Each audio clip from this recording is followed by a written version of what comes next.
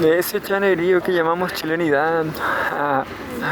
Noticias en castellano. Vamos a terminar de leer la noticia sobre el feminismo. No estaba tan mal. Porque hay cuestiones que discutir sobre las cuestiones de fondo, ¿no? ¿Por qué el feminismo nunca logra las conquistas, ¿no? Lo que subyace esa discusión, toda esa discusión, es la cuestión del capitalismo, ¿no? El capitalismo, para el capitalista, no es una buena inversión una mujer con hijos, porque la mujer con hijos tiene que dedicarse a criar sus hijos, ¿no? Y esa es la base la base biológica del patriarcado. Mientras la mujer tiene que cuidar a sus hijos, o hay una expectativa en que la mujer tenga hijos, ¿no? Expectativa o realidad, es un mal negocio para el capitalista. En fin,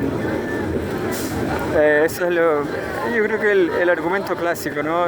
No es un argumento discursivo, no es un debate, no es un argumento, son condiciones materiales de por qué el patriarcado existe. Porque es un mundo salvaje, ¿no? Es un mundo de explotación y, en fin. Vamos a seguir leyendo aquí. La instrumentalización. Que en instrumentalización nos da mucho temor que en nombre de nosotras, no me refiero a nosotras como organización, sino de las mujeres y del feminismo, se esté llevando a cabo este tipo de reformas que atentan en realidad con la vida de la mayoría de las mujeres. Entonces eso.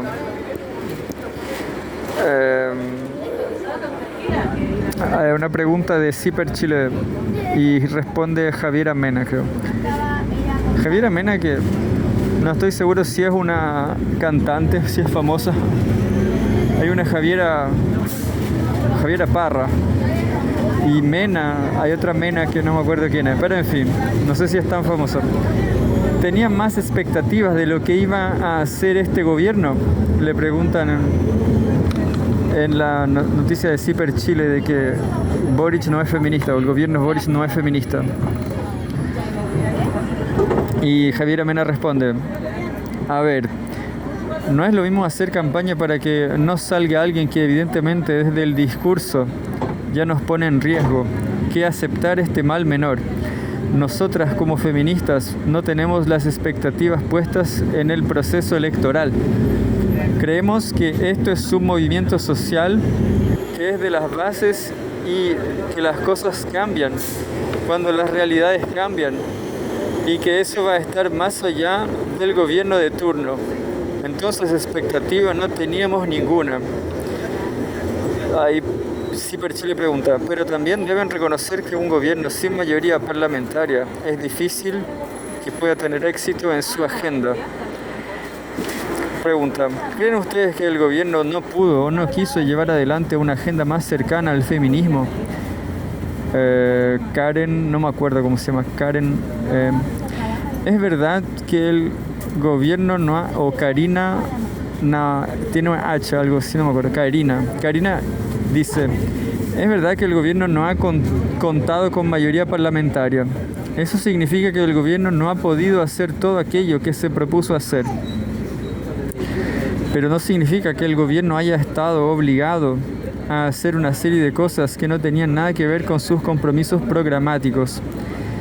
Hay una diferencia, y para nosotras esa diferencia es clara en la ley de pensiones, pero también es clara en la agenda de seguridad, que no solo aborda materias relacionadas con lo que hoy que lo que hoy en día es el crimen, que lo que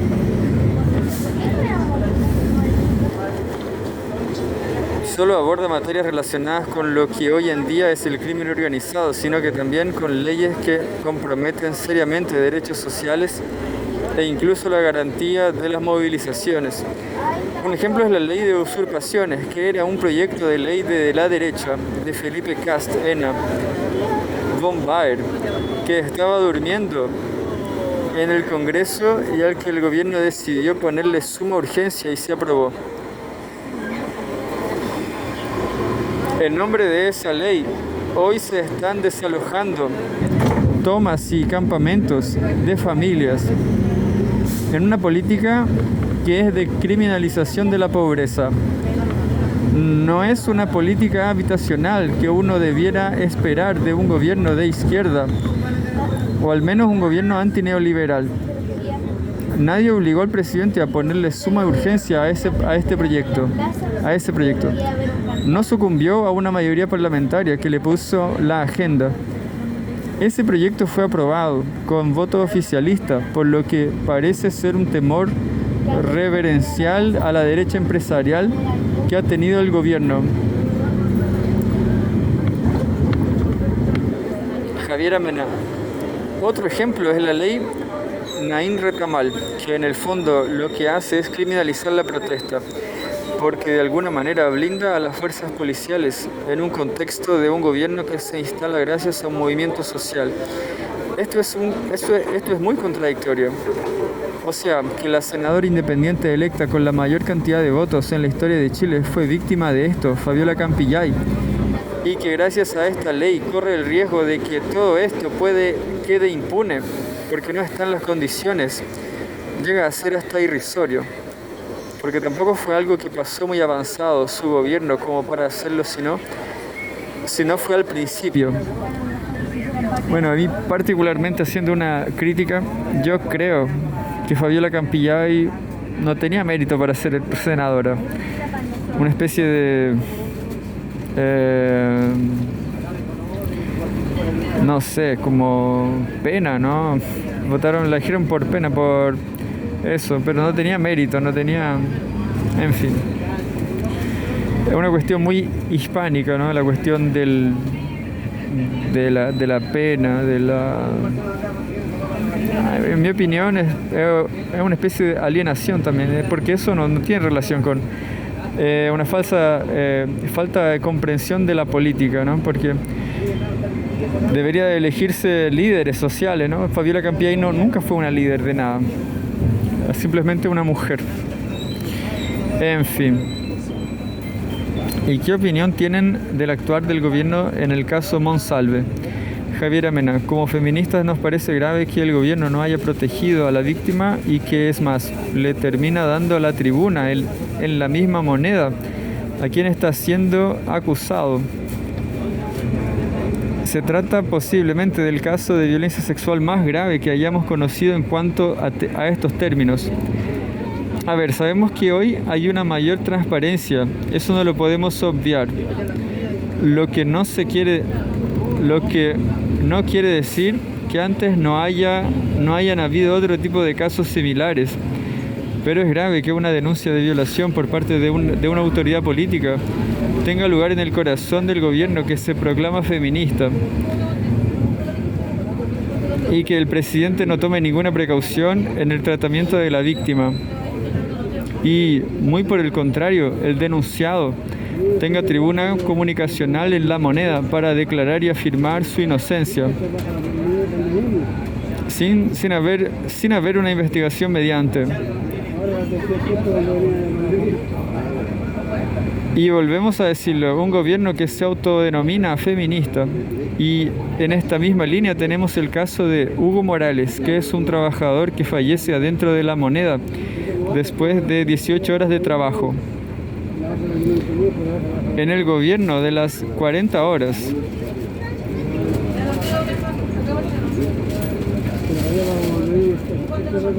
Voy a leer esto de nuevo. Y en esta misma línea tenemos el caso de Hugo Morales, que es un trabajador que fallece adentro de la moneda después de 18 horas de trabajo en el gobierno de las 40 horas. Realmente esto no lo sabía. Voy a investigar sobre qué pasó aquí. Hugo Morales. Lo mismo con la ley de aborto integral. Hubo una promesa. Yo voy a sacar un print de aquí, un pantallazo.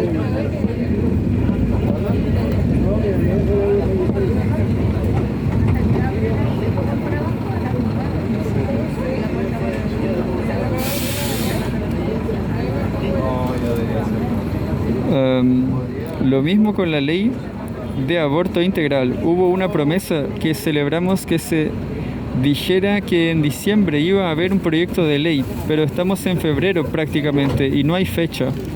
Curiosamente está pasando y sucediendo todo lo de la reforma de pensiones.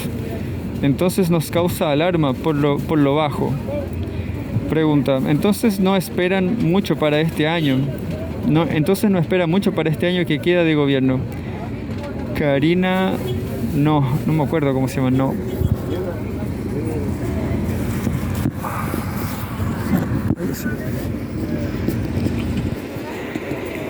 Entonces no espera mucho para este año que queda de gobierno. Karina, no sé cuánto. Este último año da la impresión de que el gobierno ya cerró el año, más allá de lo que uno espere, porque tienen identificado lo que van a presentar como los hitos de su legado. En cuanto al compromiso de presentar el proyecto de ley de aborto, a esta altura uno piensa que presentarlo no es lo mismo que pelearlo. Le falta aún una asamblea para afinar la convocatoria del 8 de marzo, pero ¿podrían anticipar cuáles serían los temas que aparecerán en los carteles de la marcha? Karina, no me acuerdo. Nos interesa mucho que se haga justicia en el caso de Julia Chuñil. No ha habido ninguna voluntad política de búsqueda, a pesar de ser un tema agenciado por el movimiento social como coordinadora. Nuestro llamado es a huelga general feminista, mientras no cambien las condiciones de vida para las mujeres trabajadoras y las disidencias de sexo y género.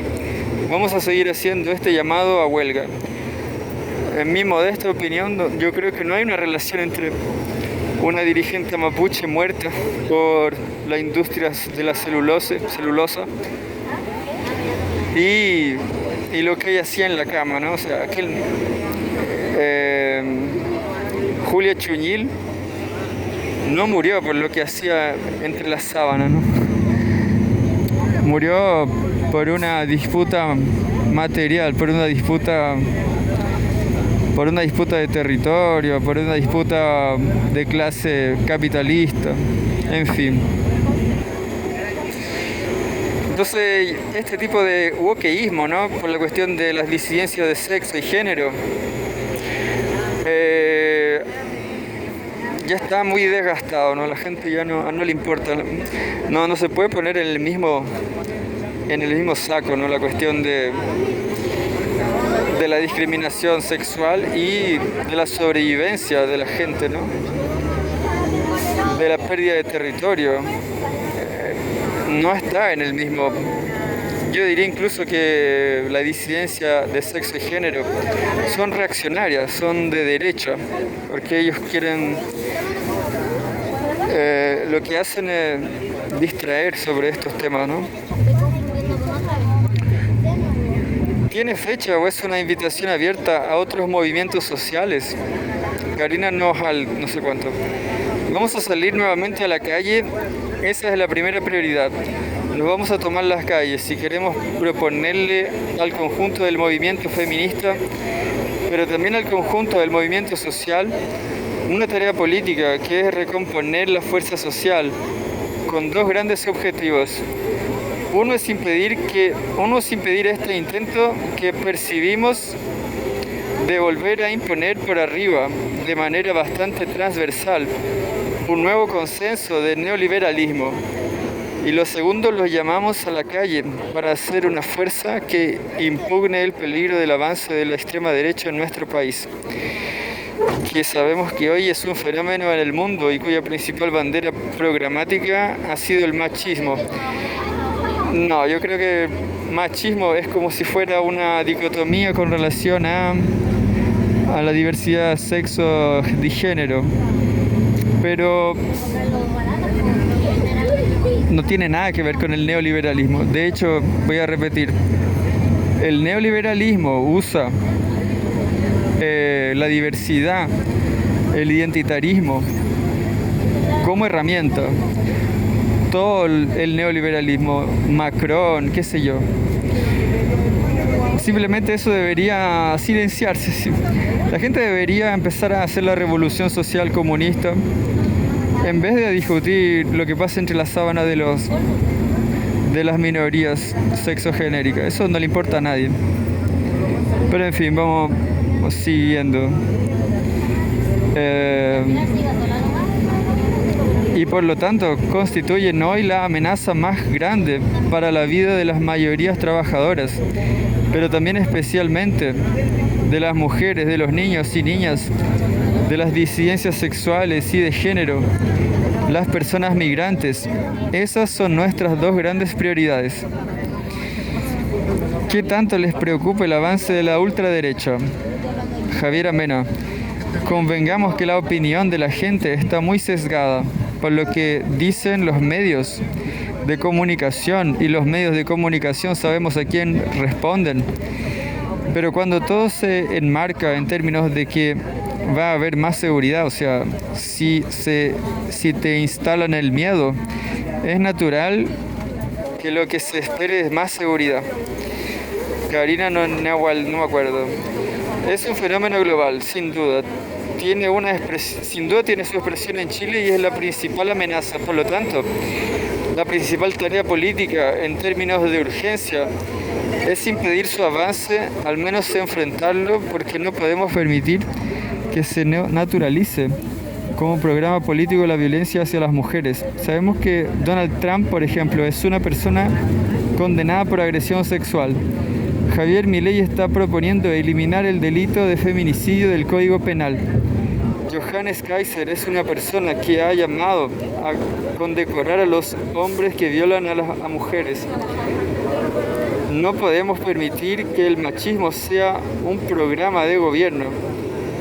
Eso está pasando en distintos lugares del mundo. Es muy importante preguntarnos, como feministas, cómo se enfrenta a la extrema derecha. Por ahí también va nuestra crítica hacia el actual gobierno, porque si de algo tenemos certeza es que la extrema derecha ha logrado crecer allí, donde los sectores sociales populares están más fragmentados.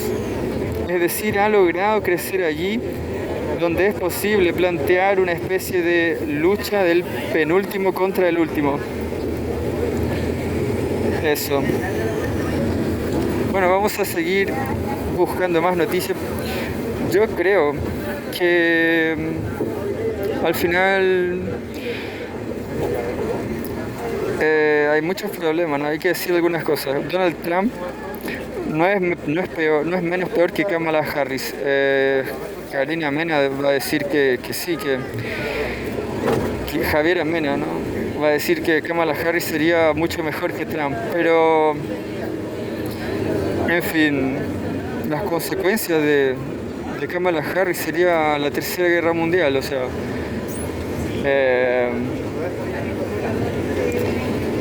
al final lo que las feministas en general deberían decir es cuáles son las prioridades, cuáles son sus prioridades, ¿no?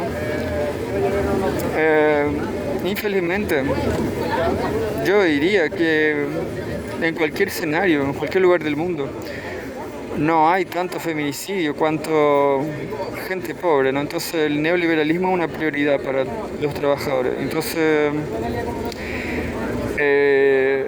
está mal planteado decir que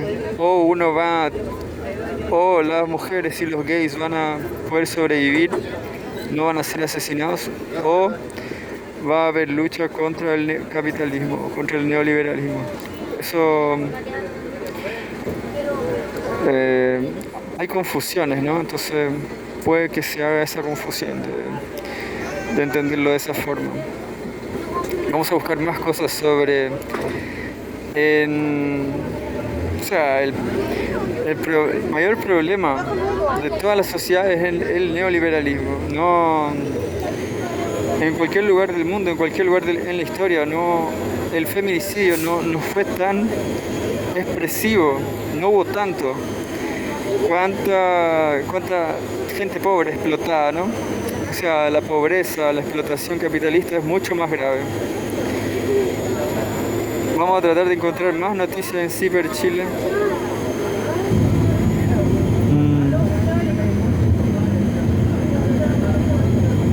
La última de Ciper Chile.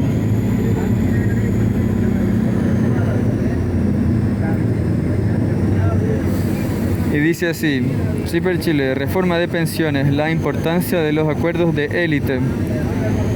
1 de febrero, Rodrigo Espinosa Troncoso. El autor de esta columna escrita para Ciper destaca la reforma de pensiones recién aprobada desde la perspectiva del valor que tiene lograr acuerdos para fortalecer el sistema democrático. Opina que, abre entre comillas, cita, lo ocurrido recientemente demuestra que aún es factible alcanzar acuerdos amplios y revitalizar una política basada en la moderación y la negociación, que premia a quienes logran articular consensos y expone a quienes se radicalizan. Y agrega, cita, los acuerdos de élite son un paso clave para reducir la polarización, mejorar la calidad del debate público y fortalecer el sistema democrático. La reforma de pensiones marca un hito importante en materia de políticas públicas. Más allá de sus aspectos técnicos o de su calidad, lo ocurrido el 29 de enero pone de relieve un elemento a menudo olvidado en la política actual: los acuerdos de élite como condición fundamental para la sostenibilidad de nuestra democracia. En un contexto de creciente polarización entre las élites políticas, la democracia chilena ha estado históricamente marcada por grandes acuerdos. Un primer hito ineludible es la transición pacífica a la democracia, que puso fin a 17 años de dictadura. Fue un proceso pactado que permitió la apertura a elecciones libres, competitivas y transparentes, además del establecimiento de un sistema efectivo de separación de poderes. A pesar de la persistencia de lo que la literatura ha denominado, entre comillas, cita, enclaves autoritarios, el pacto de transición salvó vidas y viabilizó la consolidación democrática, aunque con cuentas pendientes en diversas materias. Tras la transición, la democracia chilena estuvo sustentada en el modelo de, entre comillas, democracia de los acuerdos, también definido en la literatura como democracia consensual. Este tipo de sistema se caracteriza por la conformación de gobiernos de coalición, la existencia de un sistema multipartidista, un bicameralismo fuerte y la autonomía del Banco Central, entre otros elementos. El punto culmine de la democracia de los acuerdos fue la reforma constitucional de 2005, impulsada durante el gobierno de Ricardo Lagos, 2000-2006. Entre sus logros se destaca la eliminación de los senadores vitalicios y designados, el fortalecimiento del equilibrio de poderes entre el Ejecutivo y el Legislativo, en respuesta al marcado presidencialismo de la época, la reducción del periodo presidencial de 6 a 4 años y la reforma de las atribuciones del Consejo de Seguridad Nacional COSENA. Con el correr de los años se sumaron otros avances significativos, como la reforma al sistema de pensiones que introdujo el pilar solidario, la modificación del sistema electoral binominal, la implementación de la gratuidad en la educación superior, entre otros hitos. Yo creo que en realidad no hay gratuidad, muy precario. Sin embargo, la irrupción de casos de corrupción vinculados al financiamiento irregular de la política a partir de 2014 debilitó la confianza ciudadana en los partidos políticos y en la capacidad de la política para mejorar la vida de las personas, exacerbando la polarización. Como resultado, los partidos han pasado de ser espacios de articulación de demandas ciudadanas a meras cajas de resonancia del malestar social. Un reflejo de ello fueron los dos fallidos procesos constituyentes surgidos tras el estallido social de 2019, cuyas propuestas fueron rechazadas por amplias mayorías. Actualmente Chile es la única democracia en el mundo con 2 fracasos constitucionales consecutivos, lo que evidencia el costo de la polarización y la ausencia de acuerdos transversales. Yo creo que demuestra la mediocridad de los chilenos, ¿no? No es una cuestión política, es una cuestión antropológica social.